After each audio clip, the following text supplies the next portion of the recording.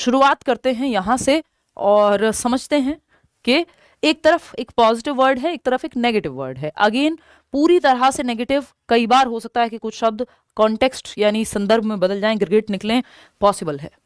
ठीक, तो जो पहला कीवर्ड है वो है फंक्शनल फिक्सनेस।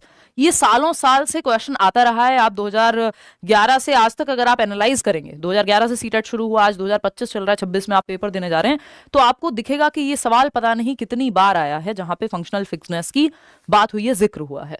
तो फंक्शनल फिक्सनेस जिसको हम कहते हैं प्रकार्यात्मक स्थिरता, है ना, या कार्यात्मक स्थिरता, ये अपने आप में नेगेटिव है। किसी भी कॉन्टेक्स्ट में फंक्शनल फिक्सनेस पॉजिटिव नहीं होता बशर्ते नॉट ना लिखा हो।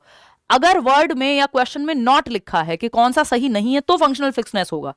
Other than that functional fixedness negative ही है, रेड से इसीलिए लिखा हुआ है इसको। प्रॉब्लम सॉल्विंग की जब हम बात करते हैं तो इसका जस्ट ऑपोजिट अगर हम देखें या कॉन्ट्रास्ट में अगर हम देखें तो प्रॉब्लम सॉल्विंग यानी समस्या समाधान, ये अपने आप में एक पॉजिटिव कीवर्ड है, अपने आप में एक पॉजिटिव टैग वर्ड है। ये 19 कैसे हुआ है बस ये नहीं पता, क्वेश्चन नंबर 1 है ये। ठीक, in order to advance problem solving skills of learners teachers should encourage dash and should promote dash thinking among learners, यानी शिक्षार्थियों के अंदर समस्या समाधान कौशलों को उन्नत करने के लिए शिक्षकों को डैश को प्रोत्साहित करना चाहिए और शिक्षार्थियों के बीच डैश के चिंतन को बढ़ावा देना चाहिए। देखिए, प्रॉब्लम सॉल्विंग को प्रोत्साहित करना होता है, फंक्शनल फिक्सडनेस को नहीं। समझ रहे हो? प्रॉब्लम सॉल्विंग तो आपकी चाइल्ड सेंटर्ड एजुकेशन भी कह रही है, बाल केंद्रित शिक्षा, के प्रॉब्लम सॉल्वर बनाओ आप बच्चे को। वो जो आइडियल मॉडल है आपका प्रॉब्लम सॉल्विंग का, उसको अप्लाई कराओ। जैसे भी कर रहे हैं बच्चे को प्रॉब्लम सॉल्वर बनाओ, क्योंकि लाइफ में प्रॉब्लम्स आएंगी, सोसाइटी में प्रॉब्लम्स हैं, प्रेजेंट लाइफ में प्रॉब्लम्स हैं, बच्चा प्रॉब्लम सॉल्वर बने। प्रॉब्लम सॉल्वर बनना अच्छी बात है, एनकरेज करना है। शुड एनकरेज व्हाट, कहीं लिखा हुआ है प्रॉब्लम सॉल्विंग या कुछ कहीं कुछ पॉजिटिव दिख रहा है आपको? Should encourage dash and should promote dash thinking among learners. अगर प्रॉब्लम सॉल्विंग स्किल्स को, समस्या समाधान कौशलों को, कि समस्या का समाधान करना बच्चा खुद से सीख जाए, आपको बढ़ावा देना है। तो जब यहाँ पे रेड लिखा हुआ है कि फंक्शनल फिक्सनेस जो है नेगेटिव टर्म है, नेगेटिव कीवर्ड है, नेगेटिव टैग वर्ड है, तो इसको क्यों आप इसके पीछे पड़े हो? प्रॉब्लम सॉल्विंग में कैसे हेल्प करेगा ये? तो ये तो नहीं आएगा। देखिए, फंक्शनल फिक्सनेस है क्या, अभी उसको समझते हैं। कार्यात्मक स्थिरता यानी फंक्शन करने का तरीका आपका फिक्स हो गया है ना। आप बढ़ती उम्र में लोगों को स्पेशली देखते हैं, उनके तरीके सेट हो जाते हैं। उनको लगता है जो तरीका आज से 15 साल पहले काम कर रहा था वही तरीका काम करेगा पेरेंटिंग का भी आज, जबकि जमाना बदल गया, दुनिया बदल गई, बच्चे बदल गए, है ना। आप माँ बाप फिर भी वही कह रहे हैं, नहीं नहीं बेटा, बच्चा जो शादी के लिए लड़का तो जो है या लड़की तो जो है क्या है, अपनी जाति, अपना धर्म, अपने कास्ट, उसमें भी देख लेना, ये चीजें और देख लेना, सरकारी नौकरी वाला चाहिए, फलाना ढिमका, वो एक ही ढर्रे पे हैं। फिर जैसे जैसे आप देखते हैं कि बच्चा तो जो है शादी करने को तैयार नहीं है, फिर एक स्थिति ये आ जाती है, वो कहते हैं बेटा इंटरकास्ट ही देख लो, है ना, बेटा ये भी देख लो, बेटा वो भी कर लो, अच्छा ये वाली नहीं, ये वाली जाति चल जाएगी। तो देख रहे हो फंक्शनल फिक्सनेस क्या थी? मजाक में जवाब वो दे रही हूं एग्जांपल। फंक्शनल फिक्सनेस कहां थी कि एक ही तरीका है, बस एक ही तरीके पे अटके थे कि किसी प्रॉब्लम को सॉल्व करने का एक ही तरीका है। बाद में आप देखते हैं बदल जाते हैं, वो मल्टीपल तरीके हैं भाई। तो फंक्शनल फिक्सनेस है कि कुछ भी समस्या बस फोन की वजह से हो रही है ना, एक ही तरीके से किसी प्रॉब्लम को सॉल्व करेंगे। हमेशा क्या एक ही तरीका काम करेगा सारी प्रॉब्लम को सॉल्व करने पे? कि आज से 50 साल पहले जो तरीका काम कर रहा था वही तरीका काम करेगा? आज से 50 साल पहले जिस करियर की हम बात कर रहे हैं वो करियर एग्जिस्ट भी नहीं करता था। अगर मैं और आप ऐसे कनेक्ट होकर के यूट्यूब पर पढ़ाई हो सकती है, कहां, कौन सा यूट्यूब 50 साल पहले और कौन सा ये वाला करियर, है ना, कौन यूट्यूबर, है ना, या कौन यूट्यूब एजुकेटर। तो अगर सेम तरीके पे चलते रहेंगे, नहीं पढ़ाई तो सिर्फ ऑफलाइन ही होगी। तो ये फंक्शनल फिक्सनेस है, ये समस्या के समाधान में बाधा बनेगी कि कोई भी प्रॉब्लम आपके सामने है और आप एक ही तरीके से सॉल्व करना चाहते हैं। प्रॉब्लम सॉल्विंग में फ्लेक्सिबिलिटी होनी चाहिए, मल्टीपल तरीके आप अपनाएं, तो ये तो नेगेटिव हो जाएगा। प्रॉब्लम सॉल्विंग इससे तो नहीं होने वाली। डाइवर्जेंट थिंकिंग पॉजिटिव है कि कई दिशाओं में सोचना, लेकिन क्योंकि एक ऑप्शन नेगेटिव है तो कैसे प्रॉब्लम सॉल्विंग में बाधा बनेगा? ये तो फंक्शनल फिक्सनेस नहीं प्रमोट कर सकते। फंक्शनल फिक्सनेस एनकरेज फंक्शनल फिक्सडनेस, कार्यात्मक स्थिरता को एनकरेज नहीं कर सकते, डिस्करेज करना है, क्योंकि इस पे बच्चा अटक जाएगा। ये रिजिडिटी है एक तरह की, है ना, कि आप मल्टीपल तरीके देख ही नहीं रहे हो, तो ये तो पॉसिबिलिटी नहीं है। डाइवर्जेंट थिंकिंग पॉजिटिव है, लेकिन आपको दोनों पॉजिटिव चाहिए भाई। डाइवर्जेंट थिंकिंग तो चलो दिशाओं में सोचना यहां सही था, तो ये तो नहीं हो सकता। अगर एक भी नेगेटिव है तो दोनों ऑप्शन हमें पॉजिटिव चाहिए थे, है ना। तो आप इसके साथ नहीं जा सकते फर्स्ट ऑप्शन के साथ, ये जो कूद कूद के आप जवाब देने में लगे हुए हैं फर्स्ट ऑप्शन का। सेकंड है मीन्स एंड एनालिसिस। देखिए, प्रॉब्लम सॉल्विंग में मीन्स एंड एनालिसिस पॉजिटिव बात होती है, जैसे डाइवर्जेंट थिंकिंग पॉजिटिव होती है कि दिशाओं में सोचना, अपसारी चिंतन। तो ये अपसारी चिंतन पॉजिटिव है, साधन अंत विश्लेषण पॉजिटिव है, लेकिन ये अभिसारी चिंतन प्रॉब्लम सॉल्विंग के लिए बाधा बनता है। कार्यात्मक स्थिरता बाधा बनती है। तो अगर एक भी ऑप्शन नेगेटिव है तो हम इसके साथ नहीं जा सकते। मींस एंड एनालिसिस होता है एक बड़ी सी प्रॉब्लम है, उसको टुकड़ों में तोड़ करके आप साधन बना रहे हैं, टुकड़ों में तोड़ करके प्रोसेस के थ्रू जाना, एक बड़ी प्रॉब्लम जो कि साध्य है उस तक पहुंचने के लिए। भाई आपको पेपर क्लियर करना है तो आप देख रहे हैं कि 15 नंबर में 5 नंबर में इंक्लूसिव एजुकेशन कर लूंगी, 10 नंबर में ये कर लूंगी, ये चीज यहां से पढ़ लूंगी, तो आप पार्ट्स में तोड़ रहे हैं एक बड़ी प्रॉब्लम को कि पेपर क्लियर हो जाए, जो कि अच्छी बात है। Means and analysis problem solving में हेल्प करता है। वर्बलाइजेशन, क्योंकि कन्वर्जेंट थिंकिंग हेल्प नहीं करती, यानी सिकुड़ते हुए दायरों में सोचना, दिशाओं में सोचेंगे तो अच्छा होगा। Verbalisation is good, verbalisation is a positive thing, कि आप वर्बलाइज कर रहे हैं, मौखिकीकरण, अपनी प्रॉब्लम को और डिटेल में समझ रहे हैं। जब आप खुद से बात करते हैं, प्रॉब्लम को समझते हैं, खुद से बोल बोल के कई बार आप चीजें खुद को ही समझा रहे होते हैं, तो आपकी प्रॉब्लम सॉल्व होने में हेल्प होती है। ये बात एकदम सही है। आप जैसे प्राइवेट स्पीच भी क्या है, डायरेक्शन देती है व्यक्ति को, तो मौखिकीकरण वैसा ही है। सदृश्यात्मक यानी एनालॉजिकल थिंकिंग, ये भी एकदम पॉजिटिव चीज है। तो ये दोनों ही पॉजिटिव हमें नजर आ रहे हैं कि प्रॉब्लम सॉल्विंग में एनालॉजिकल थिंकिंग और वर्बलाइजेशन हेल्प करेंगे। बिलीफ परसेवरेंस, यानी एक ही विश्वास पकड़ लिया, नहीं नहीं मुझे तो इसी तरीके से चलना है ना भाई, ये नहीं, ये तो सब कुछ, ये नहीं तो कोई नहीं। जीवन में बना लो, किसी भी व्यक्ति को बना लो, फिर तो आपने जी लिया जीवन, है ना। तो एक ही तरीके पे अटक नहीं जाना है कि बस यही है, उससे प्रॉब्लम सॉल्व नहीं होगी, वो प्रॉब्लम सॉल्विंग का बहुत अच्छा तरीका नहीं है। फिर आता है रेसिप्रोकल थिंकिंग अमॉन्ग लर्नर्स। चलो इसमें फिर भी चल जाएगा कि परस्पर वो बातचीत कर रहे हैं, तो इसको हम फिर भी कह देंगे, इसके साथ चले जाएंगे। लेकिन ये बिलीफ परसेवरेंस एक तरह से इसी का पार्ट है, फंक्शनल फिक्सनेस का, कि आप एक ही तरीके पर अटक गए हैं, दुनिया यहीं खत्म होती है, यहीं शुरू होती है, तो फिर आप जीवन भर दुखी रहेंगे, है ना। समझ रहे हो। तो इसमें कहां समस्या आ रही है मुझे ये बताओ। क्लियर है, ये क्लियर है, कोई बात नहीं। देखो, तो हमें फंक्शनल फिक्सनेस के साथ नहीं जाना, ये अपने आप में नेगेटिव टर्म है, जब तक नॉट ना लिखा हो। प्रॉब्लम सॉल्विंग की तरफ जाना है, प्रॉब्लम सॉल्व करनी है, जिसमें means and analysis is a good thing. Functional fixedness के साथ आप मींस एंड एनालिसिस अच्छा है, डाइवर्जेंट थिंकिंग अच्छा है, एनालॉजिकल थिंकिंग, एनालॉजी क्या होती है, वर्बलाइजेशन तो हमने आपको बता दिया कि भाई आप वर्बलाइज करके समझ रहे हैं उस समस्या को, मौखिकीकरण करके, खुद से बोल करके, लिख करके, जैसे भी एक्सप्लेन करके अपने आप को। मौखिकीकरण में क्या होता है, वर्बलाइज कर रहे हैं, आप समझ रहे हैं, वर्बली समझने की कोशिश कर रहे हैं, खुद से बात कर रहे हैं मे बी, है ना। There are multiple ways of verbalisation also. Analogical thinking है, समानता ढूंढ रहे हैं कि कभी आपने इस तरह की कोई समस्या सॉल्व की थी, उसमें आपने ये कॉमन चीजें लगाई थी और वो कॉमन चीजें उठा करके आप नई सिचुएशन में लगा रहे हैं। तो एनालॉजी अच्छी होती है, समानता अच्छी होती है। जैसे मैं कहूं हमारी आंख कैमरे के जैसी है, तो ये एनालॉजी है, समानता मैंने ड्रॉ की है दो चीजों में, है ना, कि हेलीकॉप्टर और बर्ड के उड़ने में समानता है, दो अलग चीजें हैं लेकिन समानता उड़ने में है। तो ये जो एनालॉजिकल थिंकिंग है, ये हेल्प करती है। समानता, कुछ चीजों की समानता आपको ढूंढनी होती है जो प्रीवियसली आपके लिए काम की गई हूं, काम करी हूं किसी भी चीज में, समझ रहे हो। तो ये फंक्शनल फिक्सनेस एकदम नेगेटिव टर्म है। कन्वर्जेंट थिंकिंग भी कोई हेल्प नहीं करती आपकी प्रॉब्लम सॉल्विंग में। Problem solving is good, problem solving को बढ़ावा देना है आपको। आपका मीन्स एंड एनालिसिस पॉजिटिव है, यानी पार्ट्स में तोड़ के समस्या का समाधान ढूंढना, वर्बलाइजेशन, एनालॉजिकल थिंकिंग, ये सब पॉजिटिव है। आगे बढ़ेंगे नेक्स्ट क्वेश्चन पे। क्वेश्चन नंबर 2 देखिएगा, कंपटीशन को बढ़ावा नहीं देना। कंपटीशन एक रेड फ्लैग है आजकल के जमाने में, आप जानते ही हैं, रेड फ्लैग ग्रीन फ्लैग का जमाना है ना। रेड फ्लैग मतलब खराब, दूर जाना है आपको, ऐसी चीजों से बचना है जीवन में। और ग्रीन फ्लैग या ग्रीन फॉरेस्ट टाइप की चीजों के पास आपको जाना है। तो ग्रीन फ्लैग जो है हमारे यहाँ कोऑपरेशन मानते हैं हम एजुकेशन में, यानी सहयोग देना या सहयोग करना। बच्चों को अगर आप सहयोग करना सिखा रहे हैं तो वो एक ग्रीन फ्लैग बात है, यानी पॉजिटिव टर्म है, पॉजिटिव कीवर्ड है, पॉजिटिव टैग वर्ड है। इसके साथ आपको चले जाना है पेपर में अगर कुछ समझना आ रहा हो तो। कोऑपरेट करना कभी भी नेगेटिव नहीं होगा, प्रॉब्लम सॉल्वर बनाना बच्चे को नेगेटिव नहीं होगा, लेकिन कॉम्पीट कराना बच्चे को, कॉम्पिटिशन को बढ़ावा देना, आपका फंक्शनल फिक्सनेस को बढ़ावा देना, ये सब नेगेटिव बातें हैं।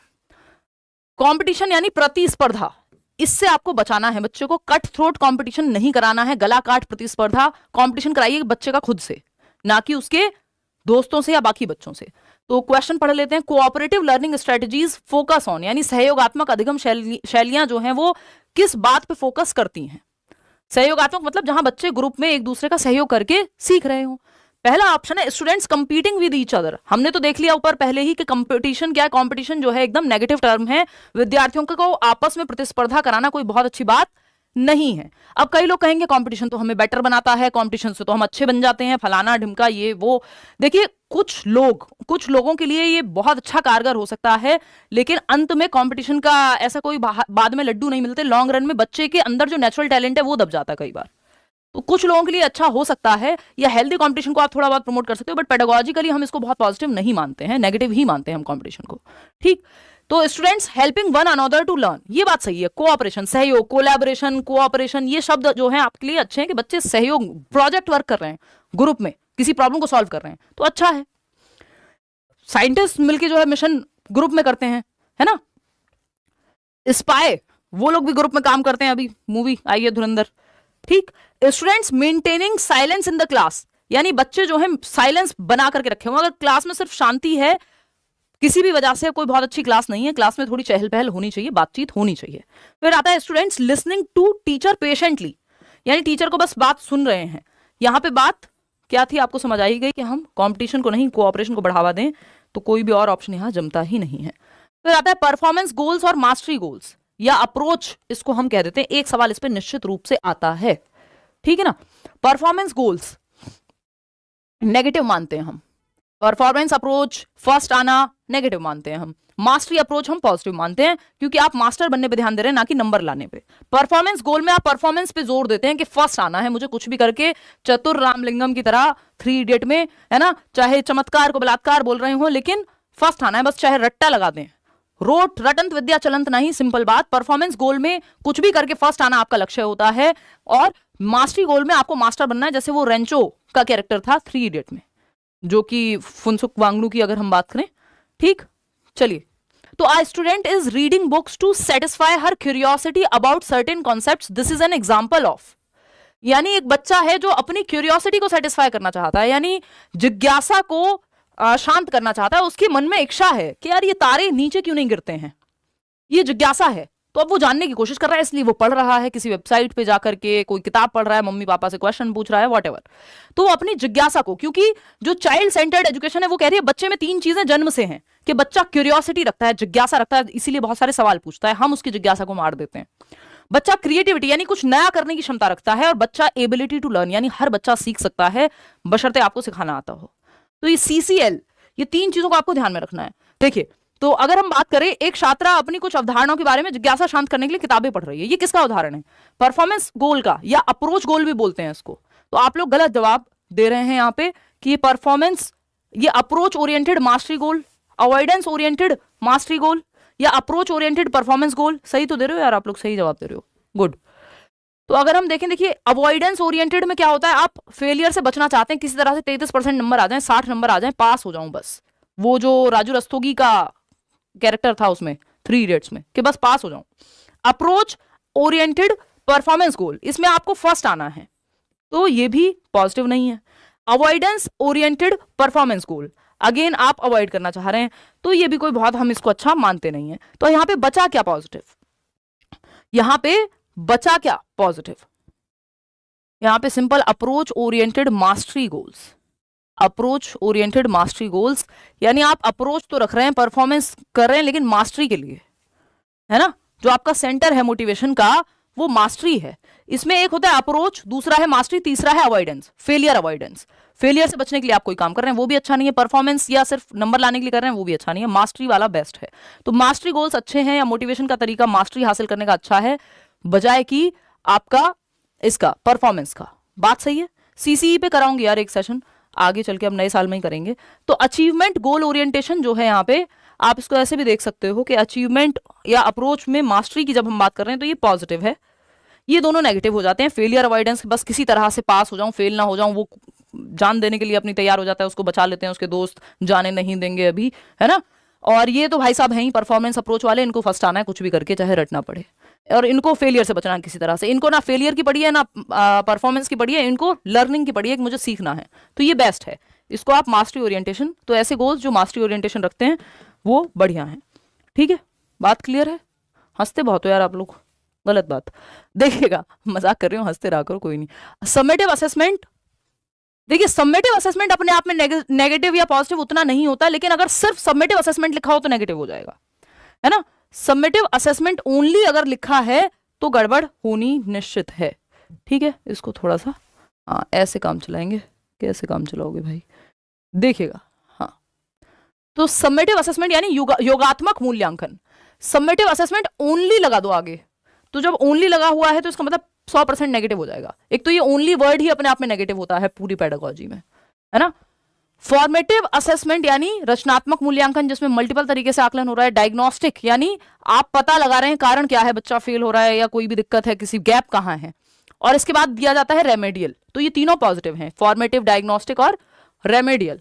यानी आप एक्स्ट्रा क्लास दिला रहे हो बच्चे को, तो ये पॉजिटिव टर्म हो गए।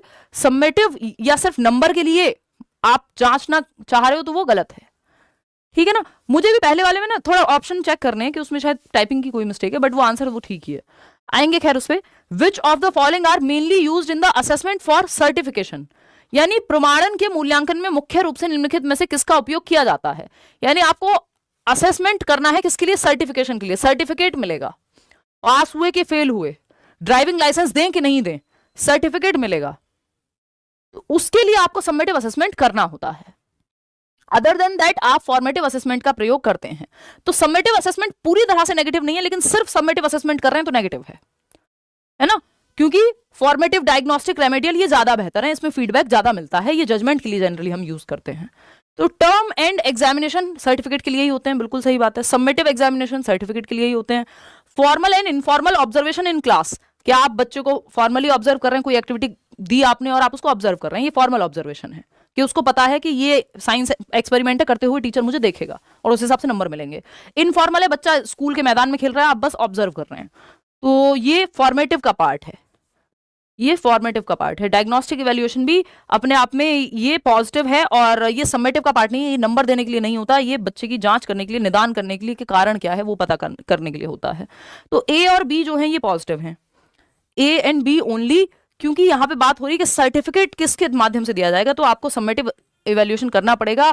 यानी सीटेट फाइनल एग्जाम नहीं लेगा तो कैसे दें कि 60% आए कि नहीं आए हैं, 60% आए हैं, समेटिव पेपर है, ये थोड़ी देख रहा है। यहां पे जो हम कर रहे हैं रोज, ये फॉर्मेटिव है कि आप गलत जवाब भी देंगे पोल में, तब भी फीडबैक मिलेगा आपको और आपको ठीक से समझाया जाएगा कि गड़बड़ है तो क्यों है। ठीक है, तो थर्ड ऑप्शन 45% लोग सही दे रहे हैं। क्या हो गया भाई, क्या खा रहे हो आजकल, 45% कैसे सही दे रहे हैं। सर्टिफिकेट के लिए जब हम बात कर रहे हैं, चलिए जब हम सर्टिफिकेट की बात कर रहे हैं, which of the following are mainly used in the assessment for certification, तो मेनली हम term end examination, yearly, half yearly और समेटिव एग्जामिनेशन को हम यूज करते हैं किसके लिए। जैसे आप ड्राइविंग लाइसेंस बनवाने जाइए, लर्नर्स लाइसेंस भी आपको तब मिलेगा जब लर्नर्स के बाद जो बेसिक एक प्रोसेस होती है वो भी तब मिलेगा जब आप वो बेसिक प्रोसेस भर दोगे, और फिर फाइनल में तो आपको फाइनल टेस्ट देना ही है। ठीक है ना, तो ये एक बात है। फॉर्मल एंड इनफॉर्मल ऑब्जर्वेशन की जब हम बात कर रहे हैं, या ये फॉर्मेटिव में काम आएंगे, तो ए एंड बी ओनली। तो सिर्फ देखिए समेटिव, मैं इससे क्या बताना चाहती हूँ कि समेटिव पूरी तरह से गलत नहीं है, लेकिन सिर्फ समेटिव असेसमेंट अगर हो रहा हो तो गलत है। फॉर्मेटिव, डायग्नोस्टिक, रेमेडियल ज्यादा बेहतर है। सर्टिफिकेट चाहिए हो तो समेटिव बेटर है। तो ये अपने आप में नेगेटिव नहीं है, इस बात को ध्यान रखिएगा। सिर्फ समेटिव ही कर रहे हैं तो नेगेटिव है, क्योंकि इसका पर्पस है। अब आते हैं, ये अपने आप में बहुत ही महत्वपूर्ण कॉन्सेप्ट हो जाता है, रॉन्ग कॉन्सेप्शंस या ऑल्टरनेटिव कॉन्सेप्शंस का। इस पे हम 2 सवाल करेंगे क्योंकि उससे क्लैरिटी आएगी। रॉन्ग कॉन्सेप्शंस यानी गलत अवधारणाएं। तो गलत अवधारणाएं अगर लिखा हुआ है, ये टर्म गलत है अपने आप में, ये नेगेटिव वर्ड है, ये नेगेटिव कीवर्ड है। रॉन्ग कॉन्सेप्शन नहीं कहते हम बच्चे की गलत अवधारणाओं को, जो शायद साइंटिफिकली सही ना हो, उनको हम रॉन्ग ना कह करके ऑल्टरनेटिव कॉन्सेप्शन कहते हैं, या फिर और क्या कहते हैं हम, नाइव कॉन्सेप्शंस कहते हैं या मिसकॉन्सेप्शन कहते हैं। यहां पे आप ये देख पा रहे हो कि हम रॉन्ग कॉन्सेप्शन नहीं कहते। गलत कॉन्सेप्शन का मतलब क्या, कॉन्सेप्ट, रॉन्ग का मतलब गलत, तो गलत कॉन्सेप्ट हम नहीं कहते। ये लेबलिंग हो जाएगा, बच्चे पे लेबल लगाना हो जाएगा, ठप्पा लगाना हो जाएगा, और लेबलिंग आपको नहीं करनी, लेबल नहीं करना बच्चे को। ये तो सिंपल है, एक और कीवर्ड आपको एक्स्ट्रा में बता दिया है। ऑल्टरनेटिव कॉन्सेप्शन एक अच्छी बात है, इसको वैकल्पिक अवधारणा बोलते हैं, कि सोचने का तरीका है वैकल्पिक। आप ऐसे सोचते हैं, बच्चा वैकल्पिक रूप से ऐसे सोचता है। मिसकॉन्सेप्शन भी बोल सकते हैं इसको, और नाइव कॉन्सेप्शंस भी बोल सकते हैं, कि बच्चे की सहज अवधारणाएं हैं जो उसने अपने अनुभव के आधार पर बना ली हैं। जरूरी नहीं उसमें लॉजिक हो या वो साइंटिफिक हो। जैसे बच्चे का ये कहना कि मैंने तो हरे रंग का भी पानी देखा है, इसका मतलब बच्चे ने अपने अनुभव के आधार पर एक ऑल्टरनेटिव कॉन्सेप्शन, एक मिसकॉन्सेप्शन, एक नाइव कॉन्सेप्शन बनाया है। बेशक साइंटिफिकली ये बात ट्रू ना हो, लॉजिकली ट्रू ना हो कि वाटर तो कलरलेस होता है, तो ये डिस्कशन के थ्रू जब क्लास में चैलेंज किया जाएगा या चर्चा होगी इस पे, तो ये ठीक हो जाएंगे। इनको हम रॉन्ग नहीं कहते, रॉन्ग कहना नेगेटिव हो जाएगा, ये पॉजिटिव वर्ड है ना, क्योंकि यहां पे हम पॉजिटिव नजरिए से देख रहे हैं। चलिए खैर एक सवाल और सॉल्व कर लेते हैं तो आपको इस चीज की क्लैरिटी थोड़ी ज्यादा आ जाएगी, ठीक है ना।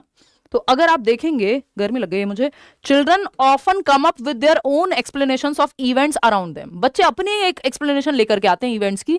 On being probed as to why does it rain, Siya says God was tired of carrying the buckets of water on his shoulders, such explanations. अभी इस बार का ही क्वेश्चन है कि बच्चे अक्सर अपने आसपास की घटनाओं की अपनी व्याख्या लेके आते हैं, अपनी समझ, अपनी सहज समझ, अपना ऑल्टरनेटिव कॉन्सेप्शन। बारिश क्यों होती है यह पूछे जाने पर सिया एक बच्ची है जो कहती है भगवान अपने कंधों पर पानी की बाल्टियां ढो ढो करके थक गए होंगे और उनको लगा यार ये छोड़ो, तो उन्होंने बाल्टियां छोड़ी और पानी जो है नीचे आया और बारिश हो गई। अब ये कोई साइंटिफिक एक्सप्लेनेशन तो नहीं है, बारिश ऐसे थोड़ी होती है ना। आप बेहद धार्मिक व्यक्ति हैं तो हो सकता है आप मान भी लें ये चीज, लेकिन आपको भी पता है कि साइंटिफिकली ये ट्रू नहीं है, ठीक है ना। तो अगर हम देखें तो ये यहां पे हमें समझना होगा कि बच्ची ने अपना नाइव कॉन्सेप्शन, अपने अनुभव के आधार पे ये बात कही है, जिसको आप रॉन्ग ना कह करके क्या कहते हैं, ऑल्टरनेटिव कॉन्सेप्शन कहते हैं। तो पहला ऑप्शन है depict that children have an egocentric view and can not consider others view point. ये फालतू बात होगी कि ये चित्रित करते कि बच्चे तो दूसरों की ओर देखते ही नहीं है और वो दूसरों के दृष्टिकोण पर विचार नहीं करते, वो तो अपने ही आपको सेंटर में रखते हैं। यहां पे उसने इमेजिनेशन लगाई है, खुद को सेंटर में नहीं रखा है, ठीक है। और ये पियाजे के कॉन्टेक्स्ट में नहीं पूछा है कि आप ये जवाब दे दें। Illustrate that children are not capable of any reasoning, ऐसा तो नहीं है, बच्चे ने रीजन तो दिया है। अब ये प्री ऑपरेशनल स्टेज का बच्चा हो सकता है क्योंकि रीजन उसका लॉजिकल नहीं है, अपने अनुभव के आधार पे, लेकिन रीजनिंग तो उसने दी है, ट्रांसडक्टिव रीजनिंग कह देते हैं इसको। Prove that children's thinking is much lesser than adults quantitatively, यानी बच्चे तो कम सोच पाते हैं बड़ों से, सोच तो वो भी रही है भाई, आप भी सोचते हैं, आप अपने टूटे हुए दिल के बारे में सोचते हैं, बच्चा अपने टूटे हुए पेन के बारे में सोच रहा है, सिंपल बात, बट सोचते हैं। और क्वालिटेटिवली अलग होती है बच्चे की जो चिंतन है, गुणात्मक रूप से, ना कि क्वांटिटेटिवली, मात्रात्मक सेम है। कि पियाजे भी कहते हैं कि amount is same, kind is different, यानी मात्रा सेम है, प्रकार अलग है सोचने का बच्चे का। तो ऑप्शन ही एक बचता है। Indicate that children have naive understanding rooted in their cultural context with which they try to understand events, यानी उनकी संस्कृति में जो कहानियां उन्होंने सुनी हैं उसके आधार पे वो अपने अनुभव जुटा करके और जवाब देते हैं, जो कि सही है। तो इसको रॉन्ग कॉन्सेप्शन नहीं कहेंगे, ऑल्टरनेटिव या नाइव कॉन्सेप्शन या मिस कॉन्सेप्शन कहेंगे। तो fourth option is the right answer over here.